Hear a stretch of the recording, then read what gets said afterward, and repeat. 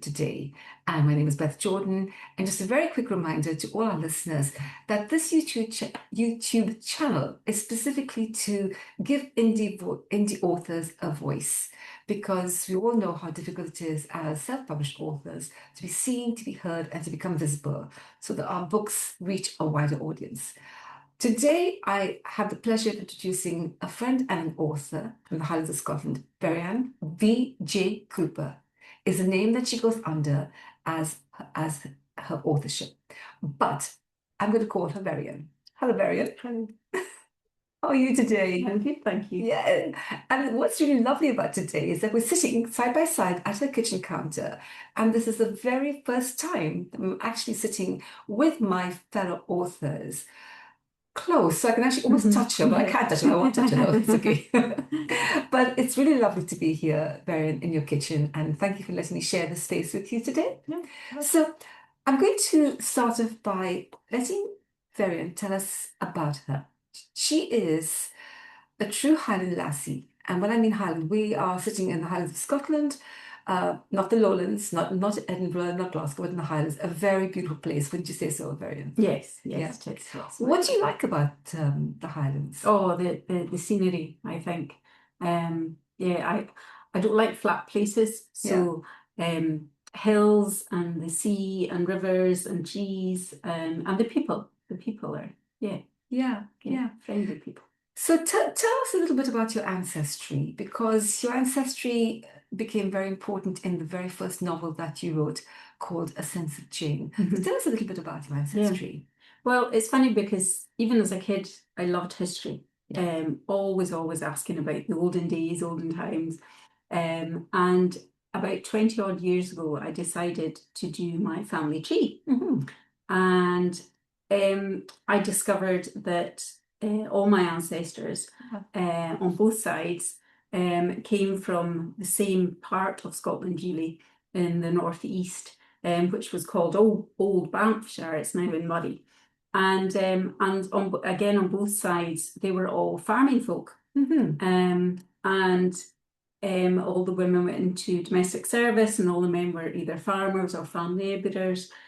So hardworking people. I was fascinated by their jobs, their way of life, how life would have been, and it just started off a love of research really, I wanted to know more, not just their names, but what their lives have been like. Yeah, sure. Because I have dipped in and out of your book, A Sense of Jane, and there is a lot of background and research. So did you spend a lot of time researching all the details in order to write your book? Yes, I did. When I first started to write Jane's story, who was my great grandmother, it became apparent very quickly that I needed to do the research into how she actually lived, what life was like for her, and not just her story. So I bought a lot of very old books, did a lot of research online, and just built up a picture of what life was like in the Victorian era in Scotland. And I learned so much about the folklore and the beliefs of the time. And it was just so intriguing. Yes, because in the opening chapter of your book, you talk about fairies quite a lot. And so I was intrigued by the fact that the genre of your book is historical fiction, yet your story is based upon your great-grandmother, Jane. And when I was reading the first chapter, fairies were mentioned, and I was astounded at the culture. So tell us about that. In fact, I'd love you to read the very first chapter, because it's beautifully written.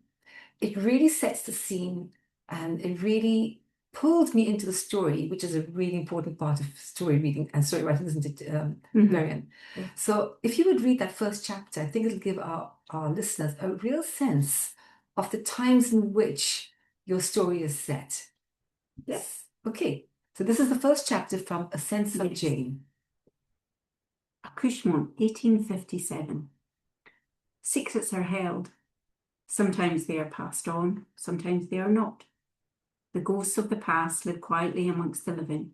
and in Victorian Scotland, Milton Cottage was no different.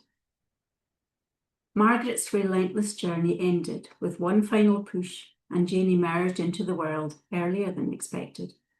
A surprisingly robust-looking bairn with a shock of dark hair and strong-sounding lungs, she was wrapped quickly in a man's shirt, as was the custom, and a thick woolen shawl to ward off the cold that lingered inside Milton Cottage. As Margaret held her child for the first time, absorbing the tiny features, an immense feeling passed over her that she had no words for, but her mind was still and her heart full. Sarah smiled at her daughter and new grandbairn, relief apparent on her face, thankful that all was well in the end, as her dreams had withheld their secrets. But with little time yet to wallow, the women in attendance scurried. There was work to be done in order to protect both mother and child. The friends and neighbours in attendance set quickly to work to sane Margaret and her daughter. Belief in fairies was strong, their power feared, so the rituals had to be carried out quickly and precisely to prevent mother and child from being carried away. There was many a tale of the fairies taking a newborn or its mother and replacing them with one of their own, a changeling, but only the unsaved and unbaptized could be taken, so both would be closely watched by those around them until Margaret had attended church and her quine been baptized. Every 7 years the fairies had to pay a teint or payment to hell, and a newborn was a perfect substitute for one of the fairies themselves. It was well known that mothers were taken for their milk, as fairies had a great liking for it. Anne lit the fir candle and handed it to Isabella, who held it over the heads of mother and bairn and burled it round them both 3 times, while Sarah set the Bible alongside some bread and cheese under the pillow, chanting the old words passed down through the ages. May the Almighty debar ill faiths in them, and be a booter and blesser and our bairn. The food was then given to Anne and Isabella, as both were unmarried, to be placed under their pillows to evoke dreams. The small heart-shaped brooch, a treasured heirloom, was taken from the drawer and pinned to the petticoat worn by Margaret during her accouchement. And carefully the newborn was passed 3 times through the garment to ward off the fairies and the evil eye, and also to prevent the sin of being overpraised, something that would never be tolerated. Sarah washed the child, being careful to avoid wetting her tiny palms, as to do so would wash away her worldly luck, and the water was disposed of under the house. Once dressed, she was turned 3 times head over heels and blessed, then held upside down and shaken 3 times to protect her. Only the wee one herself could tell what indeed that felt like. Finally, Margaret could hold her daughter again. She alone knew that the quine was to be called Jane, that no name could be uttered aloud until she was baptized. Meanwhile, Sarah called her husband to fetch the old borrowed cradle into the room. Donald the blacksmith had delivered it at break of day on hearing the news. A live cockerel within it, as custom dictated, removed now, of course, and the cradle was placed at the side of the bed. And so it was on a mild spring morning at 10 minutes to 3, on Thursday the 21st of May 1857, in Milton of Auchendoun, Mortlach, the illegitimate daughter of John Cantley was born to one Margaret Smith, daughter of John and Sarah, poor folk with little of anything and one more mouth to feed. Phew. I think I must have counted at least 10 different, what would you call them? Superstitions? Yes. Yes, yes. That was a huge amount. So 1857, right? Yeah. Oh my goodness. Turn the baby around, upside down, I know. around and around. I know. I mean, and every child born would have gone through that same ritual. Yeah. And the brooch being pinned to the petticoat as well. Yes. Yeah. Yeah. So as you can see why I was so fascinated with everything I was learning and researching. It was like, wow, imagine that. But it is funny because a lot of these things, when you're finding them out, still exist today. There's lots of little things like passing the silver over a baby's Yes, hand, things like that. absolutely. Yeah. You know, just and feet washing at Yes. blackenings at weddings, and you know, there are still lots of traditions that we have today that have Yes. come from hundreds of years ago. Yeah. I remember in a wedding you wear something new, something old, something borrowed, something Yeah. blue, Yeah. and that's meant to be for good luck for your future wedding. Yes. I think Yes. maybe if more women actually wore those old things, maybe their marriages would last longer. Maybe. Maybe they would. I Yeah. don't know. So this, I hope, would give our listeners a real sense already of the historical part of the story and all the things that happened. And to protect Jane, this little baby that has just come to the world. And what's more astounding, Varian, is that in 1857, Jane was illegitimate. So how did that work for Margaret at the time? Well, again, that's really what made me want to write Jane's story. Because I wanted to try and figure out how being illegitimate would have impacted her life. Yes. It was a very common thing in those days. Was it really? Yes, it was very common. My gosh. But obviously looked down upon. Yes.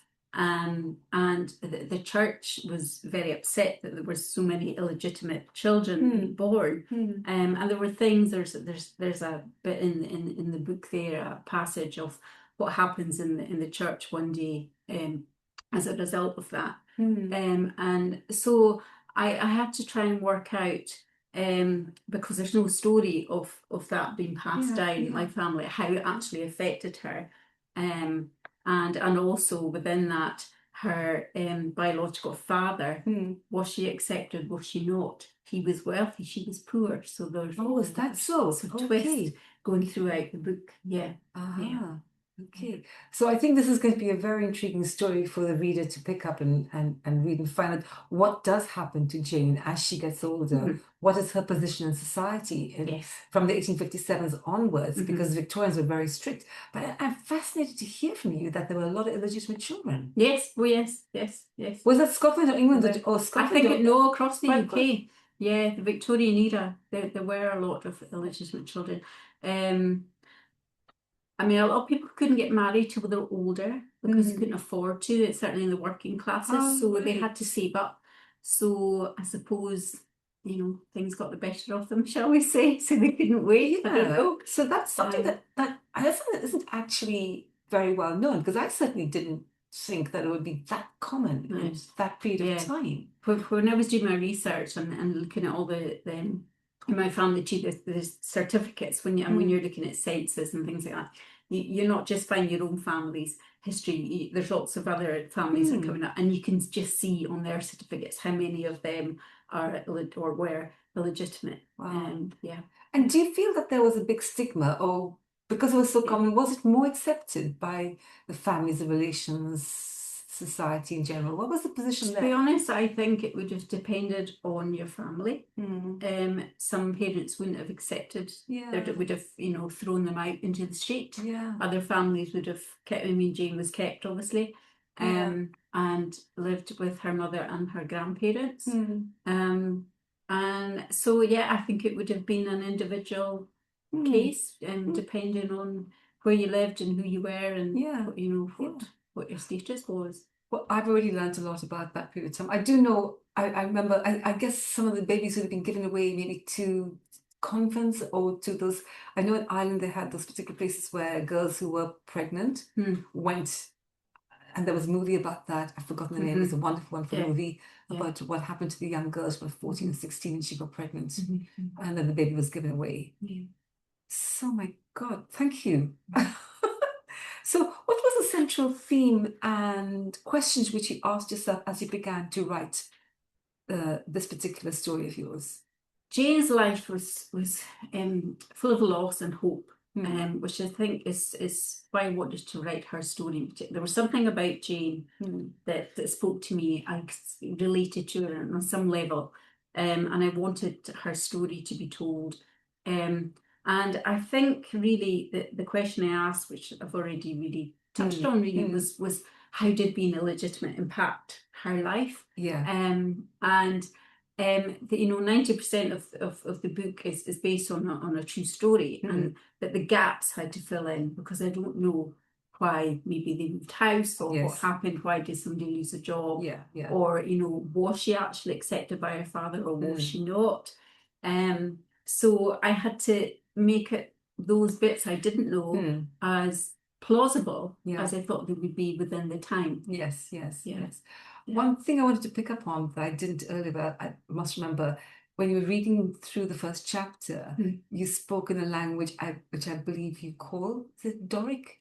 Doric, yes, Doric, yes. It's a Scots language spoken in the northeast of Scotland. Oh, so it's very specific to one part of Scotland. And I believe it's still spoken today, isn't it? Oh, yes, well, very much so. Yes. You don't have to go very far.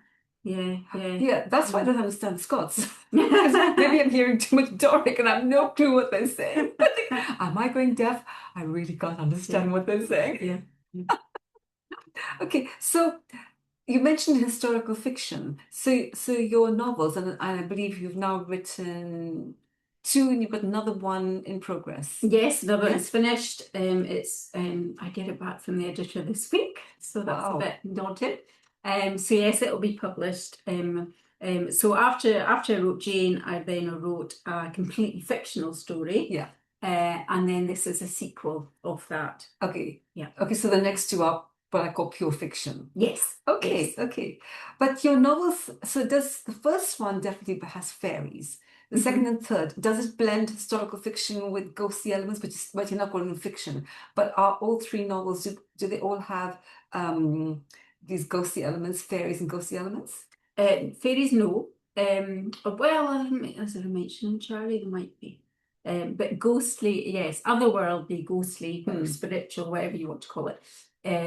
Yes, I mean, I like to thread ghosts through my tales in a very matter-of-fact way. Yeah. It's not done to spook or to scare. There's no ghoulishness going on. Yeah. They're just very matter-of-fact. And in Jane's story, she was aware of ghosts being around her. And I believe that there are ghosts around us. I've seen two ghosts in my life. And so I just think it's a very matter-of-fact thing. So I decided that I would make an element in my books. So the ghosts in my books are just characters, like all the other characters. And sometimes readers won't realise that this person is a ghost until maybe later on, or I don't make it obvious. It's just woven through the tale. It's it's a tool that you use, actually, isn't it? It's a very interesting tool that you use. The characters don't know who or what they are, but maybe the reader does sometimes. Yeah, and even then, sometimes not. Yeah. So, how do you see the presence of spirits? Do you see it as a metaphor for what I would call the lingering truths or unresolved issues from the past? I don't think I do. I think, as I said, I think I just see them as matter of fact. Why they're there, how they're there, I don't know. I just see it as a factual thing in life, and whether you believe it or not. Yes, because many people do feel, don't they? They feel a presence of something and it's unexplained. And sometimes they may see a shadow or blur and there's nothing around. What was that shadow blur?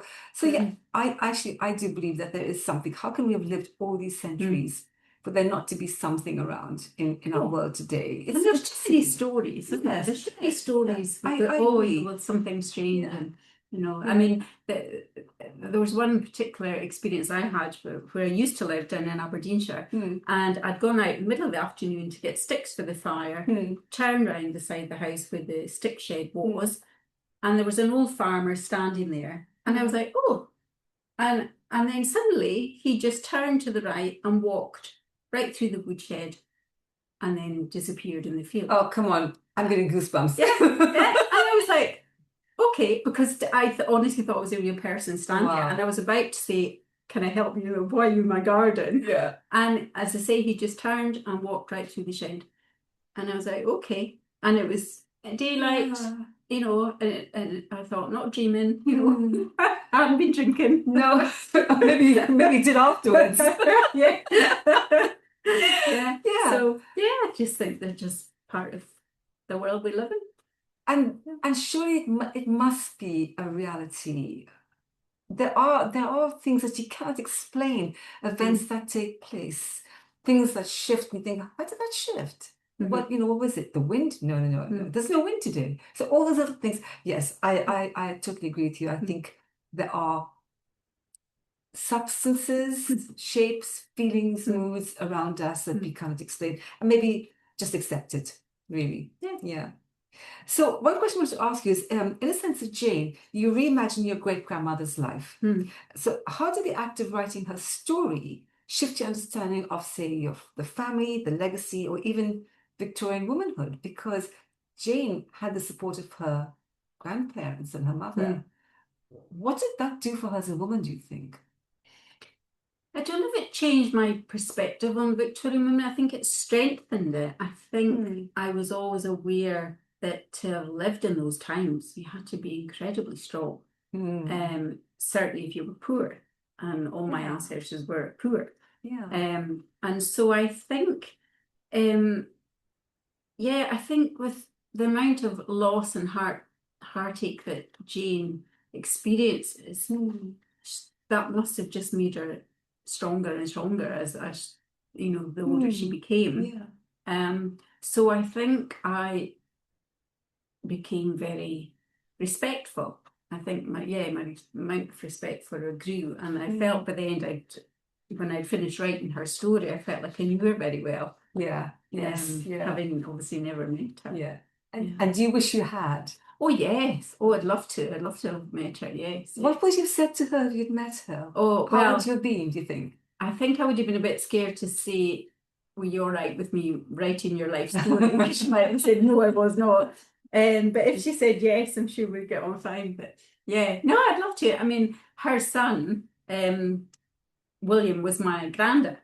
So he obviously was my connect. I remember him, although I think I was only 4 or something like that when he died.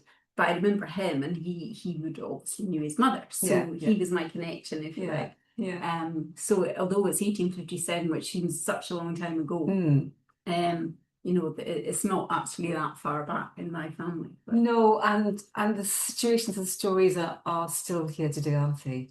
Whatever happened then still happens now. Oh yes. And society may have accepted illegitimacy, but I'm sure maybe I have a sense that there'll be some people who still can't come to terms with it. And that's another story, really. Really. So once you wrote your first novel, what has been the outcome for you, and where has it taken you? It's given me a love of writing. As soon as I finished writing Jane, I couldn't wait to start another book. And I just sat and I was like, I love this. And as I say, I kind of fell into it and discovered I was quite good at it. I thought I want to keep going. Let me just stop you. She's not just good at it. She really knows how to use words. She really does know how to tell a story, how to draw the reader right in and keep the reader with her until they can't put it down and they stay up till 5 o'clock in the morning, maybe finishing it because it's just too good to put down. So you have a superb handle on language, is all I can say. Thank you. You really have. So one question, because we're sitting here talking about you as an indie author and how difficult it is to get our books published by so-called traditional publishers. And as you know, there's a lot of indie authors now because there's no other way for them to get their books out. And it's not a cheap process being an indie author in all kinds of ways. So what is the biggest challenge do you think indie authors face today? Is it publishing? Is it marketing?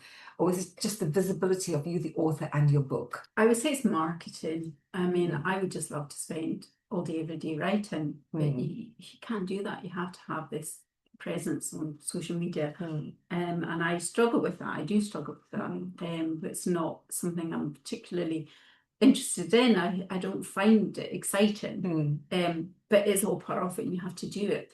And I mean, before, when I was writing Jane, it was a friend of mine said to me, "You should look to get this published. It's good enough to be published." And I was like, oh, because I hadn't set out to write a book to publish it. Anyway, I did my research, and the more I looked into traditional publishing, the less I liked the sound of it.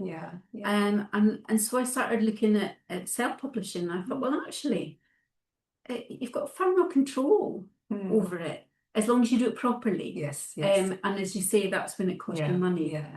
So I do get my books professionally edited. I get a professional cover made. And I think it's important, if you're going to do it right.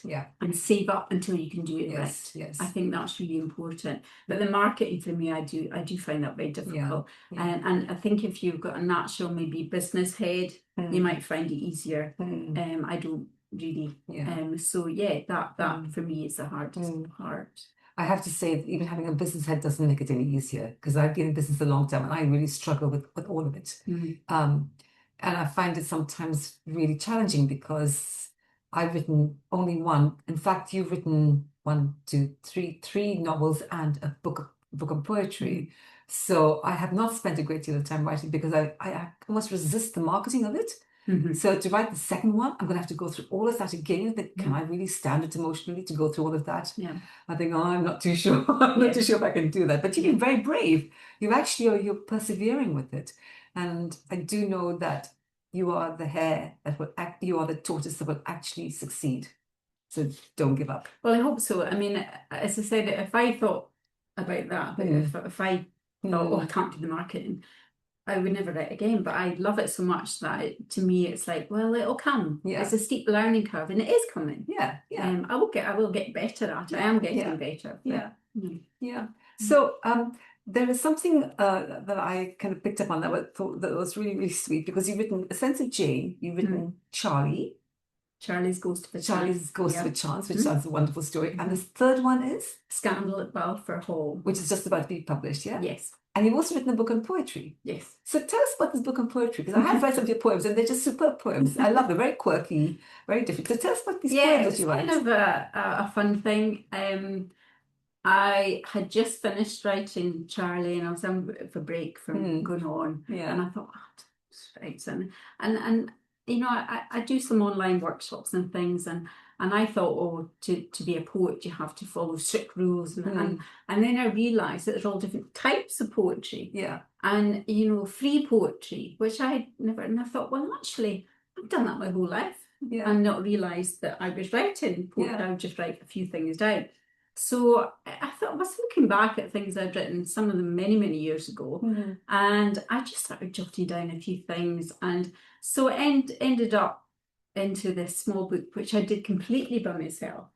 Really? I designed the cover, I edited it, I did everything. Now, I will not do it again. Okay, so what was the challenge in doing everything yourself? Formatting. Oh, yes. Yes. So, no. And I enjoyed the cover, that was fun.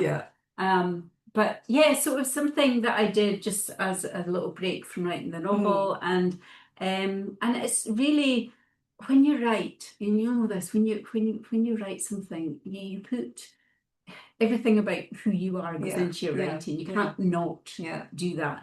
And so the poems really to write poetry is even more so. It's very personal. So it's completely my view. 50-something Scottish woman, how I view life. So some are witty, what's the point of running? I remember saying you do that when you thought it was quite funny. And two quite poignant ones. I've written a war one about my great uncle who was killed in World War One.